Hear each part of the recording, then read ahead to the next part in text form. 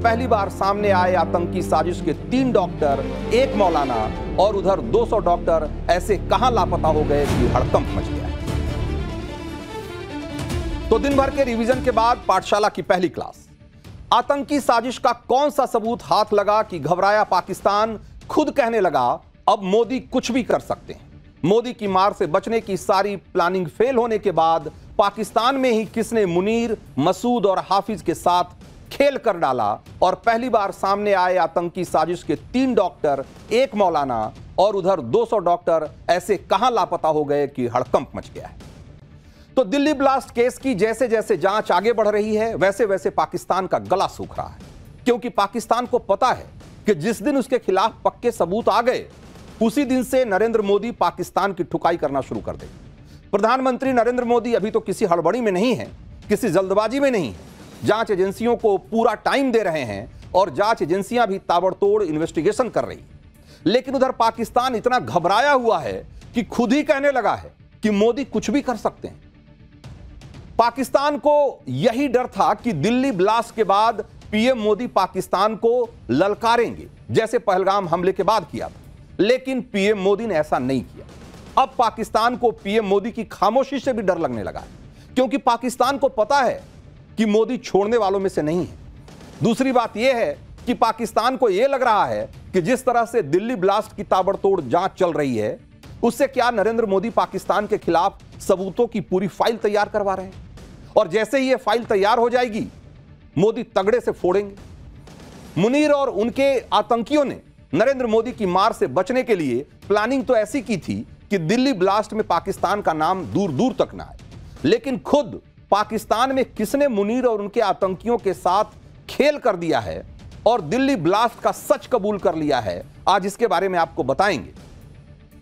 आपको यह भी बताएंगे कि दिल्ली ब्लास्ट की जांच में क्या नए खुलासे हुए हैं और वो 200 डॉक्टर कौन हैं जो जांच एजेंसियों के रडार पर हैं। कैसे अस्पताल, जेल, मदरसों तक को खंगाला जा रहा है, यह सब बताऊंगा। तो दिल्ली ब्लास्ट की जांच जिस तरह से चल रही है उससे देश के अंदर बैठे दुश्मनों में हड़कंप मचा हुआ है और हड़कंप पाकिस्तान में भी मचा हुआ है। पाकिस्तान में किसने कह दिया कि मोदी अब कुछ भी कर सकते हैं और किसने दिल्ली ब्लास्ट का सच कबूल कर लिया, ये मैं आपको आगे बताऊंगा। लेकिन पहले आज की सबसे अहम तस्वीर आपको दिखाते हैं। यह तस्वीर दिल्ली के पटियाला हाउस कोर्ट की है। पहली बार वो आरोपी कैमरे पर दिखे जिन पर दिल्ली धमाके की साजिश में शामिल होने का आरोप है, और ये 4 आरोपी हैं जिनमें से 3 डॉक्टर और 1 मौलाना है। एनआईए ने इन चारों को कोर्ट में आज पेश किया और कोर्ट ने इन्हें 10 दिन की कस्टडी में भेज दिया है। इन चारों आरोपियों में एक है डॉक्टर मुजम्मिल, एक है डॉक्टर अदील, एक है डॉक्टर शाहीन और एक है मुफ्ती इरफान अहमद। इसमें मुफ्ती इरफान वो आरोपी है जिसने इस व्हाइट कॉलर टेरर मॉड्यूल को पूरा खड़ा किया। जम्मू कश्मीर के डॉक्टर अदील, मुजम्मिल और उमर को ब्रेन वॉश किया। मुजम्मिल वो है जिसने किराए के कमरे से 2900 किलो विस्फोटक जिसके कमरे से मिला था, और डॉक्टर शाहीन वो हैं जिसे जैश का लेडी कमांडर बताया जा रहा है। इन चारों को जम्मू कश्मीर पुलिस ने गिरफ्तार किया था। इनकी कस्टडी एनआईए को दे दी गई है और अब इन सभी आरोपियों को आमने सामने बिठाकर एनआईए पूछताछ करेगी। इधर जांच की वजह से ऐसा हड़कंप मचा हुआ है कि वो लोग भाग रहे हैं जिनका कुछ भी इस नेटवर्क से थोड़ा बहुत भी लेना देना है। जांच एजेंसियों के रडार पर अभी भी 200 से ज्यादा डॉक्टर हैं। इसके अलावा फरीदाबाद की अल फलाह यूनिवर्सिटी का एक स्टाफ भी अंडर स्कैनर है। जांच एजेंसियां लगातार अल फलाह यूनिवर्सिटी में सर्च ऑपरेशन चला रही है। जो स्टूडेंट, स्टाफ कैंपस छोड़कर जा रहे हैं उन पर भी बहुत ही पैनी नजर रखी जा रही है। 1000 से ज्यादा लोगों से पूछताछ की जा चुकी है और एनआईए, दिल्ली पुलिस की special cell, UP ATS, Faridabad crime branch, Jammu Kashmir police, ED, सभी ने यूनिवर्सिटी के अंदर ही एक टेम्पररी कमांड सेंटर बनाया हुआ है ताकि जांच में किसी तरह की कमी न हो। यानी जांच ताबड़तोड़ चल रही है, बैक टू बैक एक्शन हो रहे हैं, छोटे से छोटे सुराग को भी खंगाला जा रहा है। दिल्ली ब्लास्ट में और क्या क्या खुलासे हो रहे हैं, जेल और मदरसों की चेकिंग क्यों हो रही है, ये सारी बातें मैं आपको विस्तार से बताऊंगा। लेकिन पहले पाकिस्तान में मचे हड़कंप की बात करना जरूरी है, क्योंकि दिल्ली ब्लास्ट की जांच चल रही है और पाकिस्तान का कनेक्शन सामने आ रहा है। और उस पर पाकिस्तान में भी पूरी नजर है। पाकिस्तान अपने डर को छिपा नहीं पा रहा है। पाकिस्तान के रक्षा मंत्री ख्वाजा आसिफ को जरा एक बार सुनिए। पाकिस्तान के रक्षा मंत्री ने यह कह दिया कि भारतीय सेना पाकिस्तान के अंदर भी घुस सकती है, नरेंद्र मोदी कुछ भी कर सकते हैं। तो सोचिए, यह डर तब है जब नरेंद्र मोदी ने अभी तक पाकिस्तान का नाम भी नहीं लिया, पाकिस्तान का नाम लेकर कोई सीधी चेतावनी नहीं दी है। लेकिन पाकिस्तान को पता है कि आज नहीं तो कल उसकी आतंकी करतूत सामने आ जाएगी और उसके खिलाफ सबूत सामने आ जाएंगे। मुनीर और उसके आतंकियों ने प्लानिंग की थी कि पाकिस्तान का नाम किसी तरीके से सामने ना आए, लेकिन मुनीर और उसके आतंकियों का खेल पाकिस्तान में ही बिगड़ गया है। तो दिल्ली में आतंकी हमले के पीछे पाकिस्तान का हाथ है, यह बात कबूलने वाला ये कोई छोटा मोटा नेता नहीं है। इस नेता का नाम है चौधरी अनवारुल हक और यह पीओके का पूर्व प्रधानमंत्री है। इसने बयान भी पीओके की असेंबली में ऑन रिकॉर्ड दिया है। 3 दिन पहले ही हालांकि इसे अपने पद से हटना पड़ा, लेकिन अनवारुल हक साल 2023 से पीओके में प्रधानमंत्री था। आप इसी से अंदाजा लगा लीजिए कि ये जो आदमी बोल रहा है, ऐसी बात कह रहा है, उसका स्टेचर क्या है पाकिस्तान की पॉलिटिक्स में। यानी पाकिस्तान में एक हाई प्रोफाइल नेता खुद लाल किले का नाम लेकर एक कह रहा है कि पाकिस्तान ने बलूचिस्तान का बदला ले लिया है। अब इससे बड़ी गवाही और भला क्या होगी। सबूत जांच एजेंसियां जुटा रही हैं और अब बस पीएम मोदी के एक इशारा करने भर की देरी। सेना पहले ही कह चुकी है कि वो तो तैयार बैठी, पहले ट्रेलर दिखाया और अब पूरी पिक्चर दिखाएं। और यही वजह है कि पाकिस्तान का डर बढ़ता जा रहा है। पाकिस्तान तो यह कहकर भी नहीं बच सकता कि गलती से हमारे यहां का नेता लाल किले का नाम उसने ले लिया, क्योंकि पाकिस्तान के नेता चौधरी अनवारुल हक पहले भी पाकिस्तान के आतंकी कनेक्शन का सच कबूलता रहा है। पाकिस्तान के पीएम शहबाज शरीफ के सामने ही चौधरी अनवारुल हक ने आतंकी भेजकर भारत में हमले करवाने की बात कही थी। तो एक तरफ है पाकिस्तान के नेता हैं जो भारत में दिल्ली से लेकर कश्मीर तक हमले की धमकी दे रहे हैं, और दूसरी तरफ भारत में महबूबा मुफ्ती जैसे नेता हैं जो दिल्ली ब्लास्ट को कश्मीर की समस्या बताकर पाकिस्तान को एक तरीके से क्लीन चिट देने लग जाती है। जबकि पाकिस्तान कैसे भारत में आतंकियों की घुसपैठ कराता है, यह बात किसी से छिपी हुई नहीं। और सर्दियों में तो बर्फबारी, खराब मौसम की आड़ में घुसपैठ की आशंका और बढ़ जाती है। इसीलिए देश की सुरक्षा में लगे जवानों ने बॉर्डर पर सुरक्षा और टाइट कर दी। आपको एलओसी के पास से हमारे सहयोगी सुहेल की एक रिपोर्ट दिखाता हूं कि कैसे घुसपैठ को रोकने के लिए बीएसएफ ने अपनी स्पेशल यूनिट उतार दी। भारतीय सेना और खासतौर पर बीएसएफ के जवान लाइन ऑफ कंट्रोल पर लगातार काउंटर इंसर्जेंसी ऑपरेशंस अंजाम दे रहे हैं। तस्वीरों के माध्यम से मेरे सहयोगी मीर महराज आपको दिखाएंगे।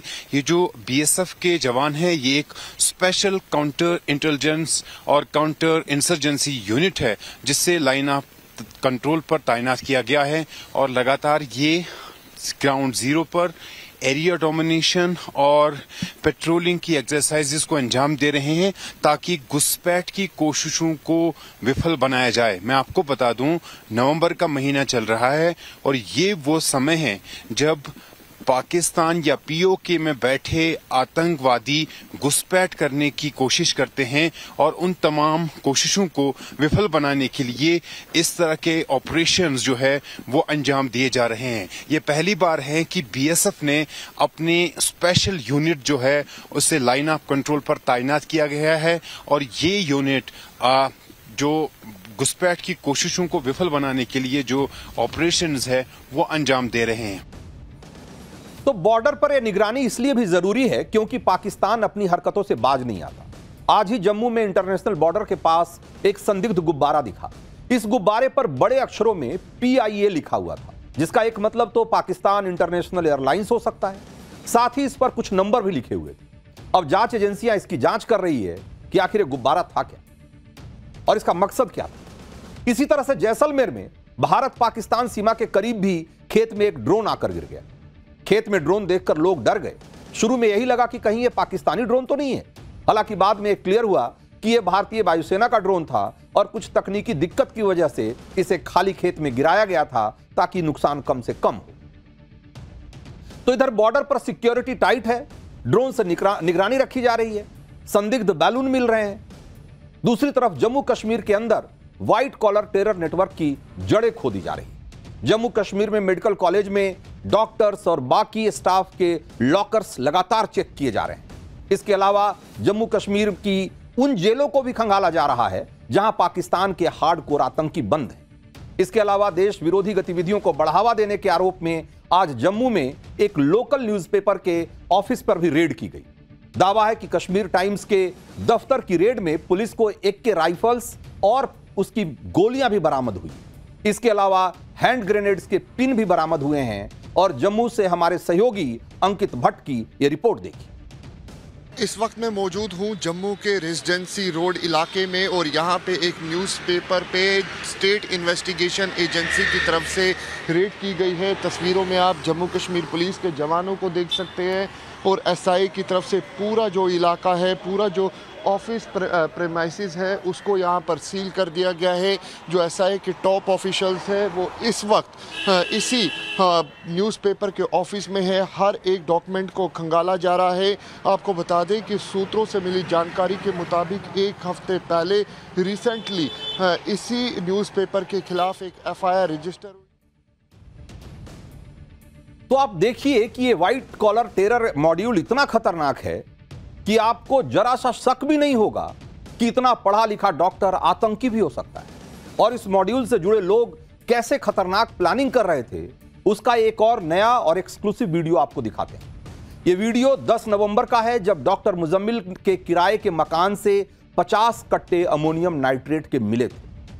आप देखिए, ये लोग तबाही का सारा सामान जुटाकर बैठे थे। पैसे, विस्फोटक, डेटोनेटर, टाइमर, गाड़ियां, सब कुछ जुटा रखा था।